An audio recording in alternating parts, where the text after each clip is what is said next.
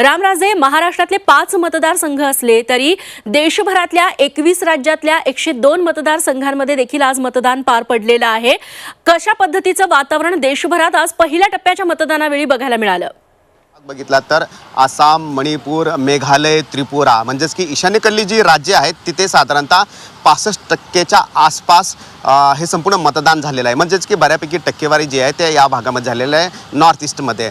परंतु जर हा पट्टा हिंदी बेल्ट जर पाहिला तर त्या ठिकाणी सकाळी बऱ्यापैकी गर्दी होती, परंतु नंतर दुपारी ही गर्दी ओसरलेली आहे, कारण ऊन जास्त प्रमाणामध्ये होतं। उत्तर प्रदेश आणि राजस्थान या भागामध्ये ऊन जास्त होतं, त्यामुळं दुपारी मतदानाची टक्केवारी कमी झाली होती, परंतु संध्याकाळी पुन्हा लोक बाहेर निघाली होती, त्यामुळं कमी जास्त प्रमाण या भागामध्ये आहे। मात्र पाहावं लागणार आहे की तामिळनाडूमध्ये, कारण 39 जागा आहेत, तिथे भाजप मुसंडी मारण्याचा प्रयत्न करत आहे।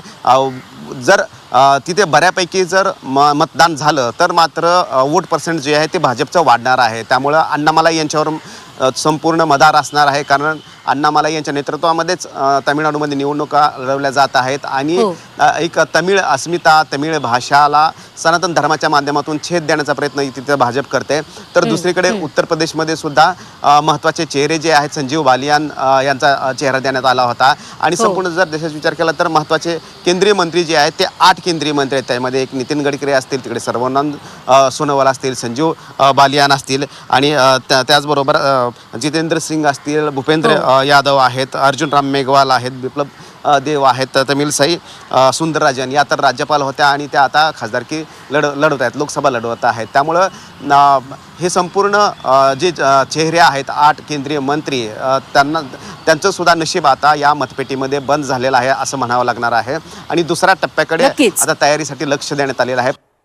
निश्चित, तेव्हा अजून या संपूर्ण निवडणुकीमधले 6 टप्पे बाकी आहेत, राज्यातले 4 टप्पे बाकी आहेत। पुढे नेमकं काय काय घडतं हे बघणं महत्त्वाचं ठरणार आहे। रामराजे, धन्यवाद तुम्ही दिलेल्या सगळ्या सविस्तर माहितीबद्दल।